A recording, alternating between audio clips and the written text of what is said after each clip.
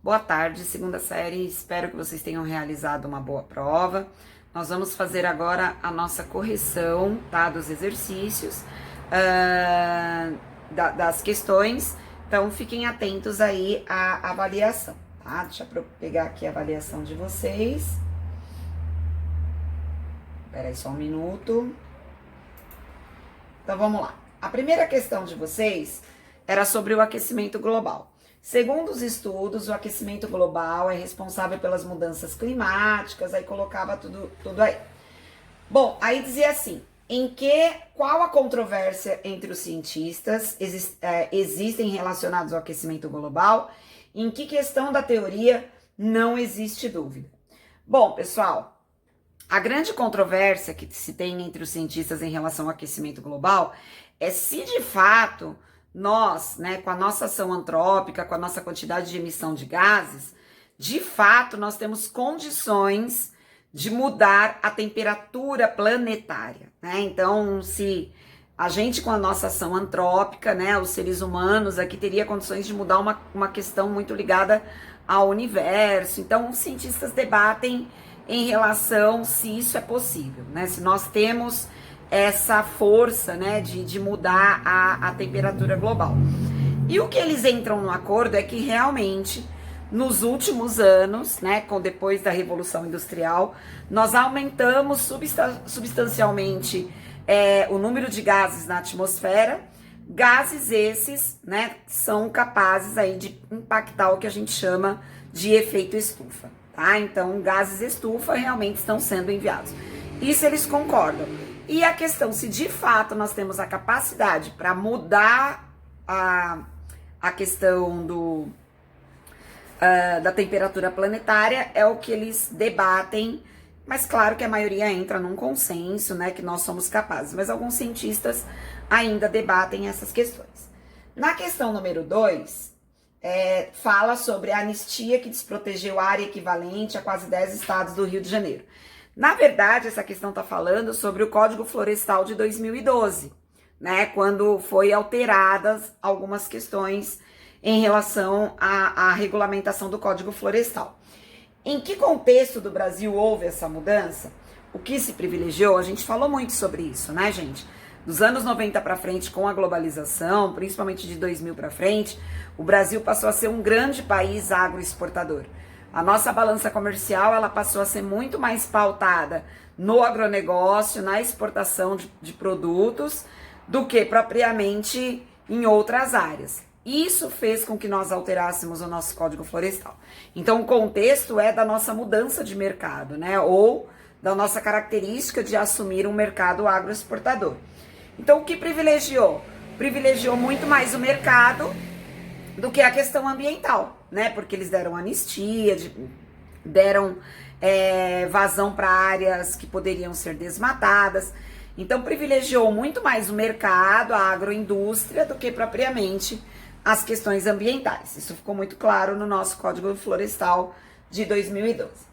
Na questão número 3, né, tá falando aqui sobre a questão do presidente Donald Trump, que ele saiu, né, do Acordo de Paris, e aí fala aí que o acordo tinha sido assinado e ele não o fez. E aí eu coloquei que não foi a primeira vez que os Estados Unidos não concordou com termos de acordos.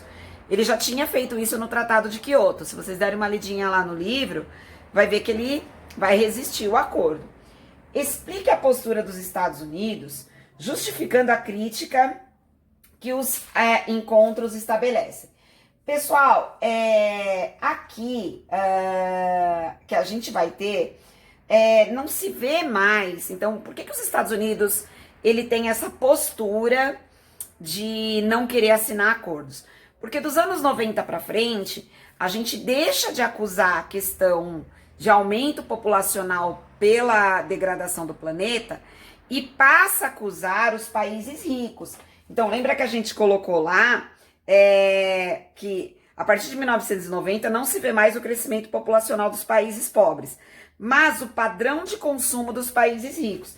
Então, os encontros ambientais começam a culpar os países ricos pela degradação ambiental. E é claro que os Estados Unidos não vai querer diminuir a sua produção, muito menos o seu consumo.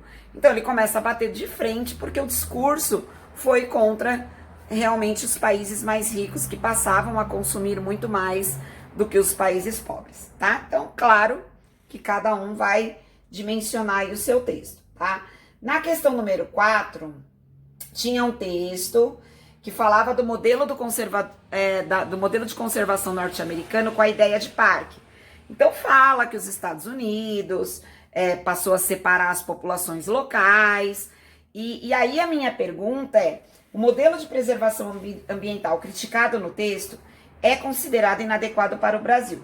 Justifique sua resposta com o argumento do próprio texto. Então, no texto, a gente colocar aqui que o modelo de parque sem moradores, vindo de países industrializados, de clima temperado, para cujas florestas remanescentes foram e continuam sendo grande parte habitadas por população tradicional, né? Para nós é muito complicado, nós nos países que temos muitas populações que vivem, populações ribeirinhas, populações indígenas. Assumir o modelo norte-americano para os nossos países com muitos ecossistemas, não dá para encarar. Então era isso que vocês teriam que colocar, tá? Então, as populações tradicionais estão na base não só dos conflitos insuperáveis, mas de uma visão inadequada de áreas protegidas. Quando eu chamo uma área protegida de separada das populações indígenas, aqui no Brasil, por exemplo, a gente prejudica, né, aqueles que verdadeiramente cuidam desses ecossistemas. Então é só pegar um trecho do texto, aí cada um escolher qual, tem que ter a ver com o texto, né, pessoal? E cada um vai produzir o seu próprio, não tem como copiar isso de outra pessoa, porque cada um enxergou o texto da sua forma, tá bom? E a questão número 5, que era para explicar o que é, né, desenvolvimento sustentável. Então, a partir da década de 90, já no final dos anos 80, desenvolvimento sustentável seria tentar aliar o desenvolvimento econômico com o desenvolvimento ambiental, ou seja, conciliar as duas coisas. E ainda, né, a ONU coloca melhorando a qualidade de vida das pessoas, principalmente das populações mais pobres do planeta. Então, a ideia de desenvolvimento sustentável é uma questão